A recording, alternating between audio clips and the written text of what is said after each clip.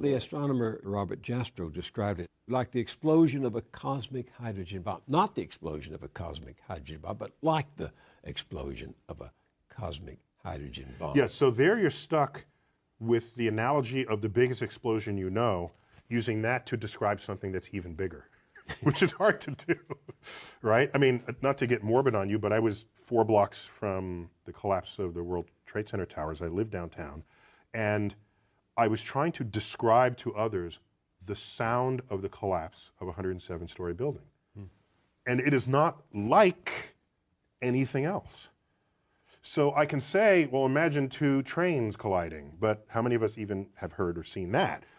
Whatever that is, it's more than that. So you're stuck. If the biggest explosion we've made on it is a hydrogen bomb, then you say it's a cosmic hydrogen bomb. It is,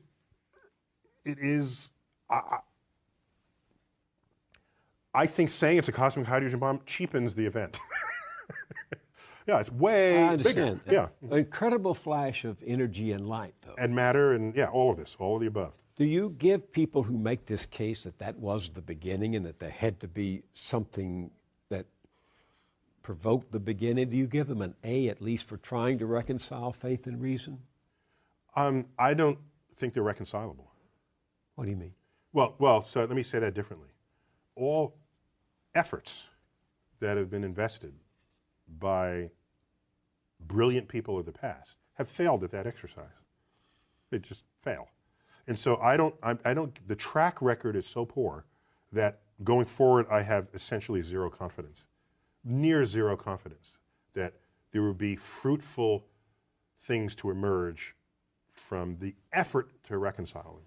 So, for example, if you knew nothing about science and you read, say, the Bible, the Old Testament, which in Genesis is an account of nature. That's what that is. And I said to you, give me your description of the natural world based only on this. You would say the world was created in 6 days and that stars are just little points of light, much lesser than the sun. And in fact, they can fall out of the sky, right? Because that's what happens during the Revelation. One of the signs that the second coming is that the stars will fall out of the sky and land on earth. So to even write that means you don't know what those things are. You have no concept of what the actual universe is. So everybody who tried to make proclamations about the physical universe based on Bible passages got the wrong answer.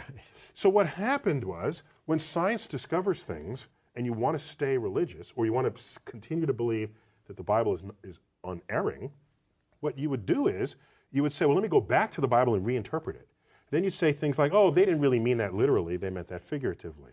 So this whole sort of reinterpretation of how figurative the poetic passages of the Bible are came after science showed that this is not how things unfolded. And so the educated religious people are perfectly fine with that. It's the fundamentalists who want to say that the Bible is the literal truth of God and want to see the Bible as a science textbook who are knocking on the science doors of the schools trying to put that content in the science. Enlightened religious people are not behaving that way. They're saying, yes, science is cool, we're good with that, and use the Bible to get your spiritual enlightenment and your emotional fulfillment. I have known serious religious people, not fundamentalists, who were scared when Carl Sagan opened his series with the words, "The cosmos is all that is, or ever was, or ever will be." That scared them because they interpret that to mean then if this is it, there's nothing else, no God and no life after. For religious people, many people say, well, God is within you, or God, there are ways that people have shaped this, rather than God as an old gray-bearded man in the clouds. So if God is within you, what I'm sure Carl would say, in your mind, and we can measure the neurosynaptic firings when you have a religious experience. We can tell you where that's happening, when it's happening, what you're feeling like at the time. So your mind, of course, is still within the cosmos. But do you have any sympathy for people who seem to only feel safe in the vastness of the universe you describe in your show if they can infer a personal God who makes it more hospitable to them, who cares for them. In this, what we tell ourselves is a free country, which means you should have freedom of thought. I don't care what you think. I just don't. Go think whatever you want. Go ahead. Think that there's one God, two gods, 10 gods, or no gods. That is what it means to live in a free country. The problem arises is if you have a religious philosophy that is not based in objective realities that you then want to put in the science classroom. Then I'm going to stand there and say, no, I'm not going to allow you in the science classroom. I'm not telling you what to think. I'm just telling you in the science class, you're not doing science. This is not science. Keep it out. That's when I stand up. Otherwise, go ahead.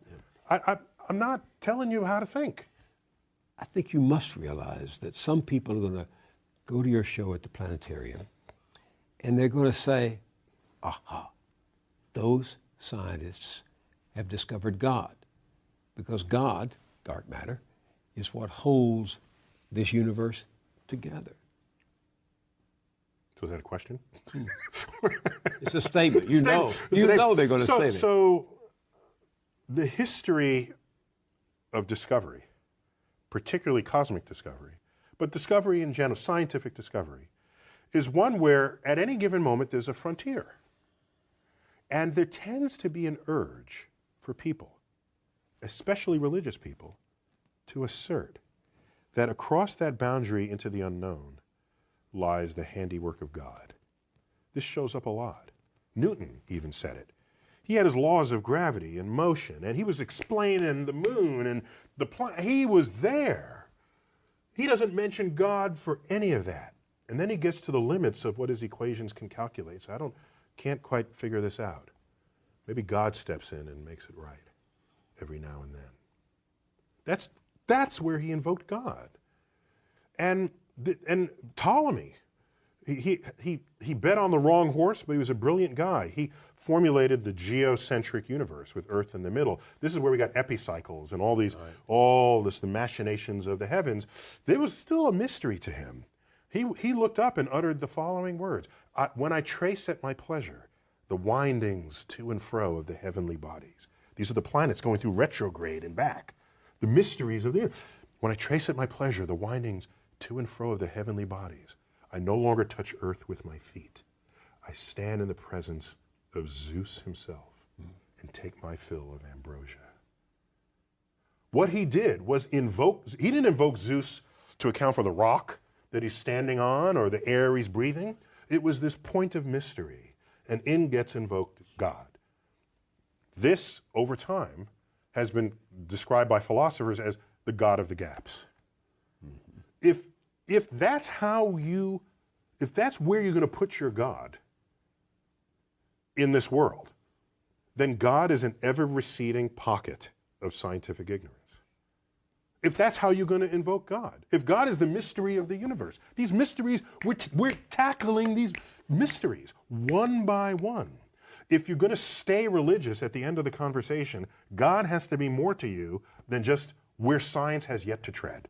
So to the person who says, maybe dark matter is God, if the only reason why you're saying it's because it's a mystery, then get ready to have that undone.